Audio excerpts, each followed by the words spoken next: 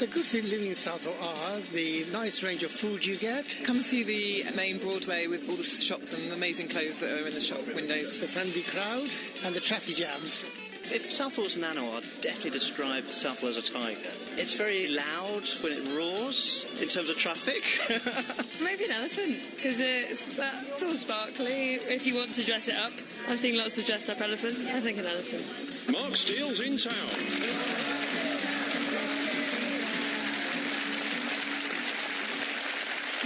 Thanks very much and welcome to Mark Steele's in Town, which this week comes from Dormers Wells High School in the West London suburb of Southall, where you could easily think you are in a classic English village. Full of blacksmiths and tea shops selling scones and jams, and everyone you pass greets you with, "Good morning, sir, fair day to you." A home of traditional English cooking, and where not one police or ambulance siren has been heard since 1943. If you look closely, you may observe a slight Asian influence here. This is also known as Little India. So I thought it would be polite when I came here to greet people here in the local language and accent. So the first lad I met, I said, "Sat Shri Akal." And he said back, "What's up, blood? A man got to check out the ground." Now, lots of people here do talk in Punjabi or Hindi, but they swap then suddenly into English for odd bits of the sentence. I'm listening to a conversation on the street here in Main Dukaan ko ja raha hu. I'm going to Morrison's for shop. Aaj subah my bahut chali gaya. There's polar bear in the garden. What? Don't tease me! It is a culture shock here if you were brought up in 1960s Kent, like me. To start with, in Southall, you like a bright colour, don't you? You know those warnings they do on the news that go, "This report contains flash photography for people with epilepsy." You need a warning like that for anyone entering Southall. But I don't know what would happen if someone went into a shop and said, "Have you got that in grey?" "Get out! If you want that sort of thing, go to Uxbridge." Someone warned me this, honestly. They said you shouldn't really go shopping in the Broadway unless you've got a 50-year-old Indian woman with you to do the haggling. And I've seen them and they are brilliant. So you get these conversations that go, "How much? 100. Not worth it. Give you 3. And what interests me, there are Poundland shops in Southall. So do people go in there, pick up a dishcloth and go, "Pound too much, give you 2 pence"? About half of the population of Southall is Sikh from the Punjab, and then there are Hindus, some from the Punjab, some from further south. There are Gujaratis, Somalis. Recently, lots of Afghans have moved to Southall. The Afghans have brought a whole new method of running a shop, which is to go, "Marvellous, we've bought a shop. Now let's take everything out of the shop and put it on the pavement." You've got a shop! All life here seems to take place on the pavement. Every 10 yards, there's someone selling phone cards and then someone grilling corn. Every 7 yards, there's this stuff, deep-fried orange sugar, called jalebi. That makes me think, I know the British did some bad things to Indians in the days of the Empire. They can't have done anything as damaging as what this does. It's just deep-fried sugar. I saw one place with a sign, "Extra sweet, crispy jalebi." As if to say, because it needs more sugar. The normal stuff's too lettucey. And there are things I've never heard of before I came here, like pan. Do you all know pan? Yeah. Pan is a mouth freshener, like the stuff you get in bowls after a curry, but it's wrapped in a leaf with the sweetest, sugariest paste that makes wasps go zzz. Oh, no, that's too much. And there are pizza stalls to cater for the vast Italian community here. And there is, it's honestly true, there is a pizza stall that's got the spelling wrong on it. And instead of saying with choice of 3 toppings, it says with choice of 3 topics.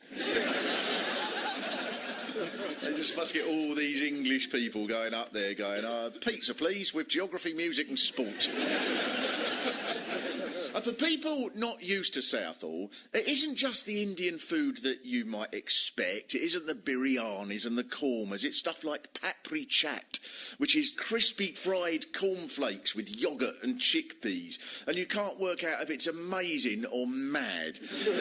You ask what's in a dish and it turns out to be cumin, spinach, paprika, Maltesers and a canoe. I thought I knew about Indian food because I've heard of chilies and coriander. But at the market, then there are just thousands. I reckon about 30,000 items of food, and I didn't have a clue what more than 4 of them were. There's special sorts of flours for making things like maki rotis and vegetables with spikes all over them that make you think, surely nature's trying to tell us not to touch that. And the brilliant part, the food is all full of spices, everything. If you buy a cup of tea in Southall, it has a PG Tips tea bag and they put garam masala on it in the tea. Can you imagine how exciting this is when you were brought up in my little town in Kent? In our house, in the 70s, if someone had spotted a slice of ginger on the floor, we'd have all stood on a chair. Until the army came round and exploded it in a controlled explosion. And the sirens, the sirens, every 10 seconds, police and ambulance sirens screeching past in every direction. There must be 1,000 robberies here every day. Or 1 police car going round and round and round for 15 years with the driver going, how do I turn this thing off? Something else that is puzzling to the outsider is if you've learnt about Indian culture from watching Bollywood films, you expect to walk into Lidl and see 200 people dancing at the checkout. But then I heard about the Lloyds Bank here, and that is almost what happened. Because after Lloyds split from TSB, the branch closed for a while, and then it reopened. But instead of opening in the normal way a bank might reopen, with the manager opening the door and saying, well, welcome, all of you, it's nice to be open again. There was a street party, which has been put on YouTube by Haja Bengal. This is honestly how it sounded. 5, 4, 3, 2.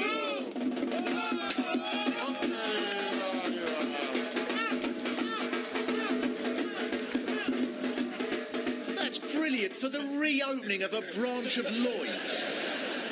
And if you see the film of that, there is one old woman who tries to get to the newly opened bank, but she can't get in because she can't get through all the drummers and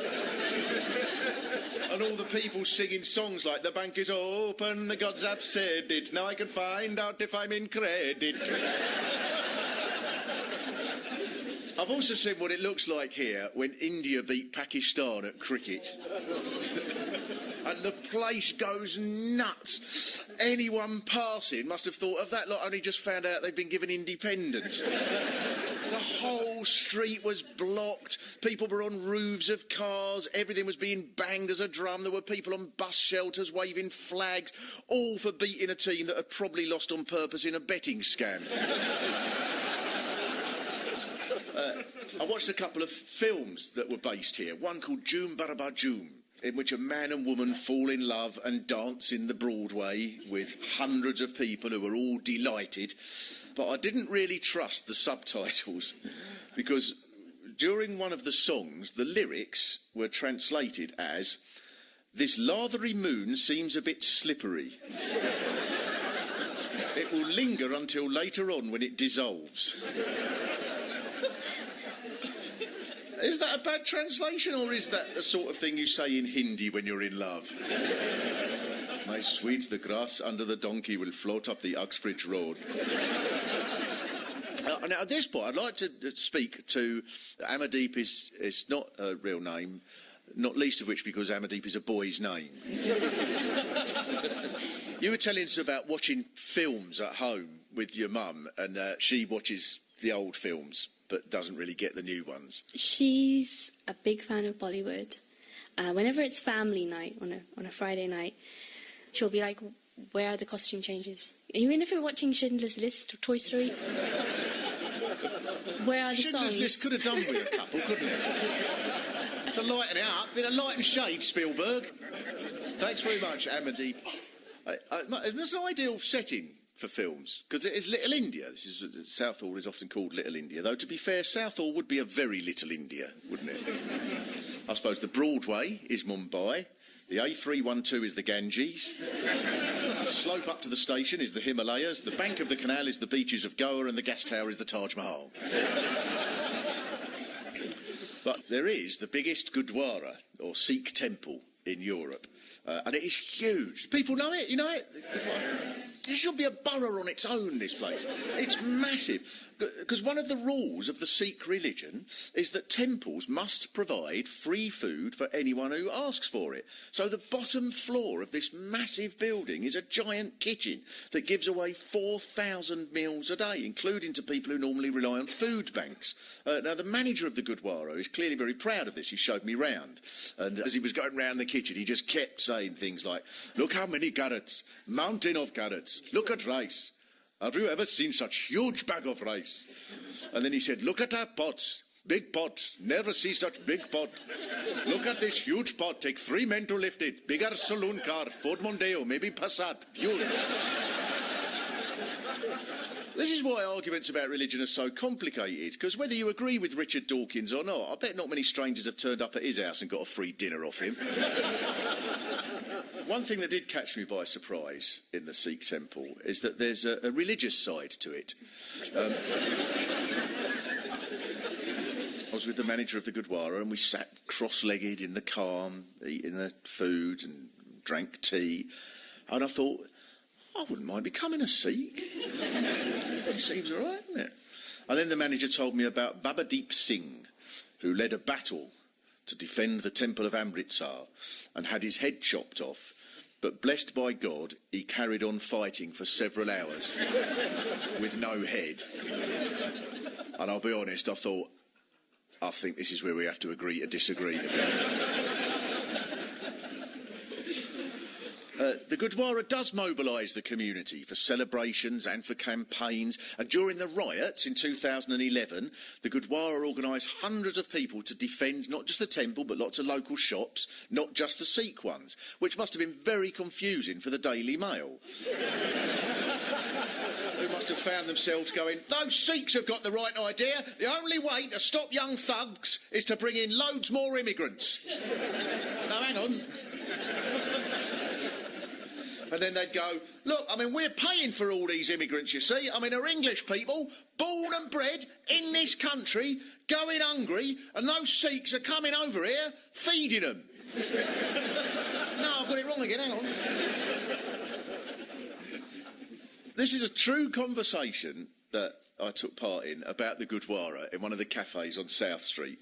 I was talking to an older Sikh man, and he was saying to me about the rule at the temple is very much to accept anyone, whether they're Sikh or not.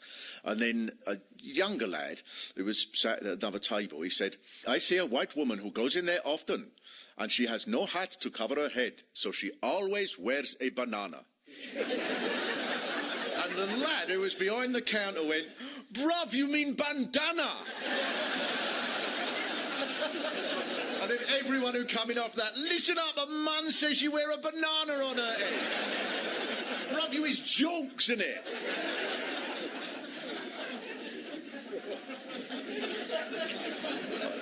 One of the amazing things about this area is if you go back through history, this was a quiet London suburb. Nice terraced houses a few miles out of London. In the 1880s, when it was still part of Hanwell, a book called Greater London said, a duller and plainer area is not to be found even in Middlesex.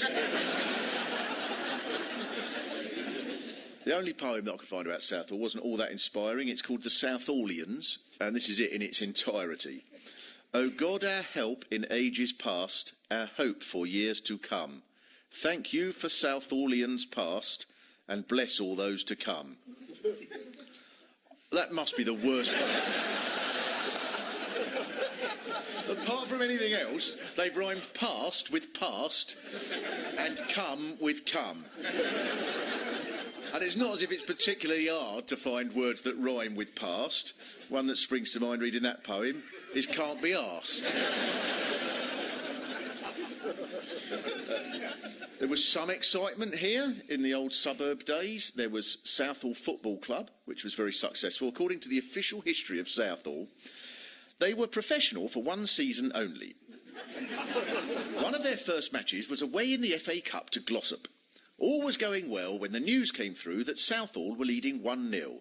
But when the final result was given, they'd lost 11-1.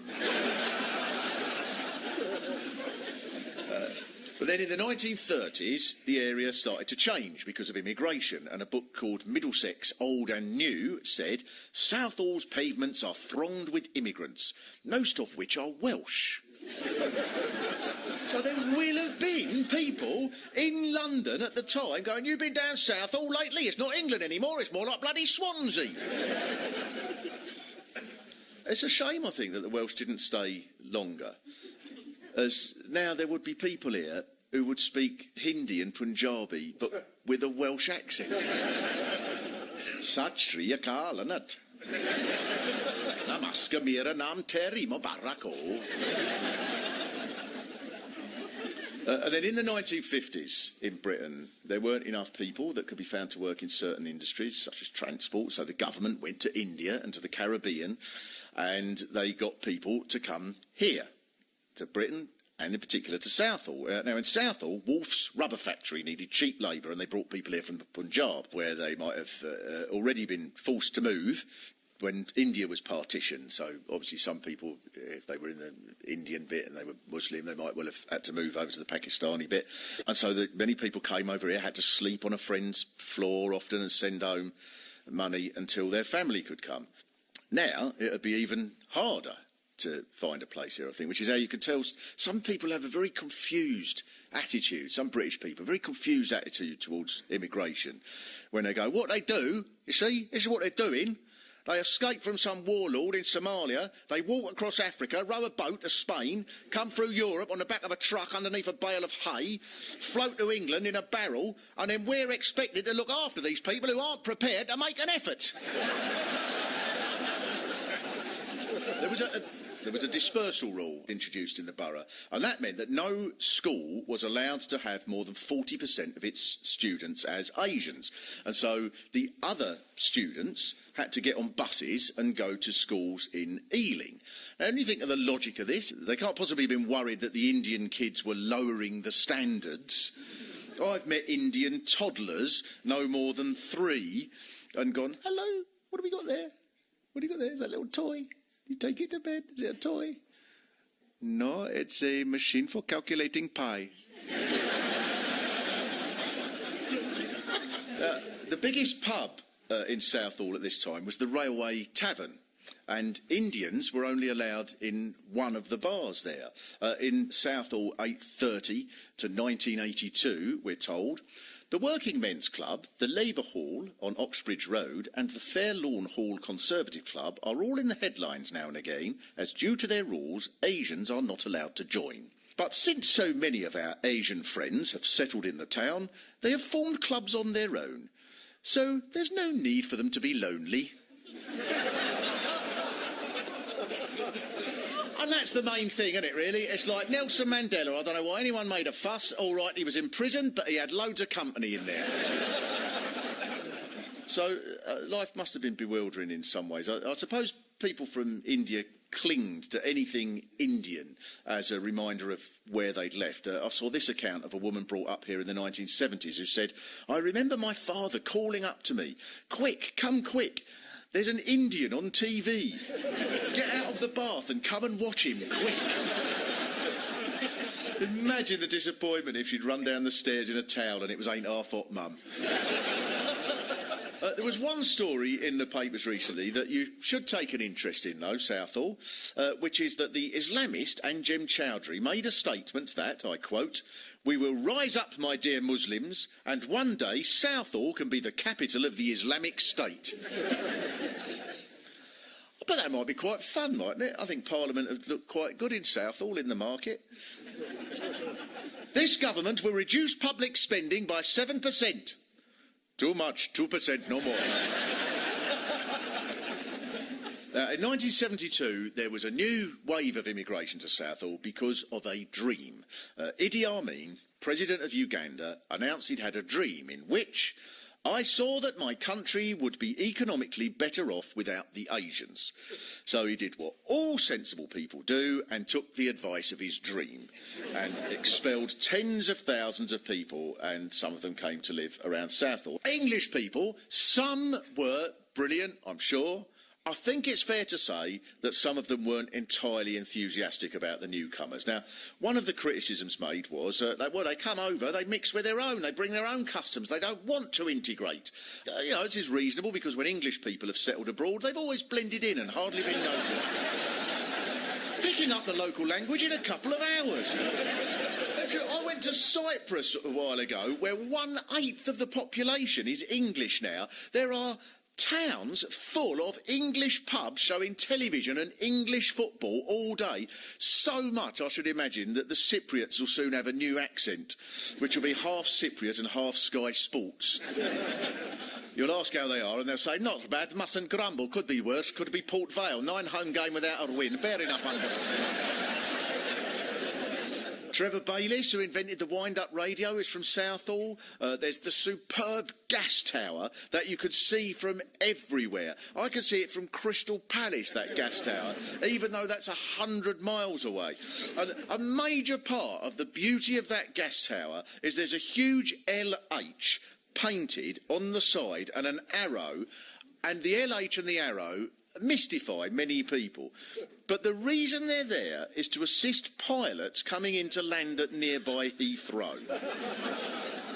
According to one account I read, the letters were painted in the 1960s after a number of pilots became confused between Heathrow and the nearby RAF Northolt, which has a similar, though smaller, gas holder under its approach at Harrow. That is reassuring, isn't it? And I thought, I suppose this must be for amateur pilots in their little two-seat planes. But then apparently, it goes on, one Boeing 707 landed at Northolt by mistake. And a number of other aircraft had to be warned off by air traffic control at the last minute. This is terrifying. Couldn't these pilots tell the difference? Well, they look very similar, really. One of them's the world's biggest airport and the other one's a field with a broken glider in the corner. I mean, it's easy to see how the two could be mixed up. So it seems to be a huge issue here that the gas tower and the airport are both now being considered for redevelopment, which is, are you familiar with this? Yeah. And what do people think of the airport, the third runway? Is that a good thing, bad thing? Well, a few of you said bad, but if you are going to overturn the government, I think you're going to need to say bad a bit more enthusiastically. Yeah, what sort of campaign would that be? Well, Southall, what do you think of this third runway? Sort of overall vaguely against, I suppose. Slightly contrary to my wishes. All in all, I mean, I can see how having my house demolished and turned into the W.H. Smiths for a Terminal 9 on a third runway would be slightly irritating. Let's hope they reconsider once they've heard my strong opposition. So nothing's predictable here, even though there are all these astrologers. I went to one. I went to the astrologer. He was brilliant, this astrologer, because it's a tiny room. Not even a room, it's sort of fenced off little bit. There's just room for me and him to sit down, and there are all these sort of bright pictures around of stars and suns and things. But he had the most terrible cold.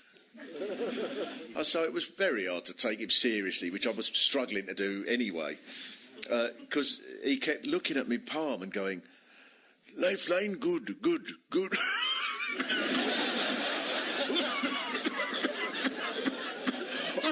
Very good lifeline. Money, money, good, good money. Achoo! Money come, money go. I said, yeah, the money does seem to come and go. It's uncanny. How has he got that insight into my life? It comes and it goes as well. He knows both of those things. And then he told me I'd had a curse put on me 18 years ago. But it was lucky because he said he had the power to take off the curse with turmeric and meditation for only £200. And I just thought, blimey, even your decursing meditation has spices in it. One thing some people might find surprising is the conversation I've had with a few people here, not that many, but a few, when I've asked if they like living here, and a couple of people have said to me, not now, Southall gone downhill, too many immigrants. The president of the West London Asian Society told the Daily Star, I quote, people used to come to Southall to experience its unique culture and atmosphere, but these Polish people are changing all that. So, I was telling the truth at the start. This is classic England. You love cricket and curry, your football team's useless, and a lot of you moan about immigrants. You can't get more English than that. So, if a poem was written about modern Southall, at least it wouldn't say now that it was dull even for Middlesex, which is quite an achievement for an area that includes Pinner. And so I will leave you, Southall, with the only recent poem about the town that I could find, which I think sums up a typical day on the Broadway. The soothing all-day siren of a copper in his panda. Can't buy a mobile phone unless it's dipped in coriander. Crispy fried jalebi cooked in sugar, fat and ghee. One a day should guarantee you're dead at 33. Communities may come and go, but Southall will survive. For sure, another 1,000 years. Too much, no more than 5. Now, who'd like some sweets? Mark स्टीलन program Mark Steel ने लिखा ਅਤੇ ਪੜ੍ਹ ਕੇ ਸੁਣਾਇਆ ਇਸ ਤੋਂ ਬਿਨਾਂ ਪੀਟ ਸਿਨਕਲੇਅਰ ਨੇ ਵੀ ਇਸ ਵਿੱਚ ਕੁਝ ਗੱਲਾਂ ਦਾ ਵਾਅਦਾ ਕੀਤਾ ਪ੍ਰੋਗਰਾਮ ਨੂੰ ਐਡ ਮੌਰਿਸ ਨੇ ਤਿਆਰ ਕੀਤਾ ਪ੍ਰੋਡਿਊਸ ਕੀਤਾ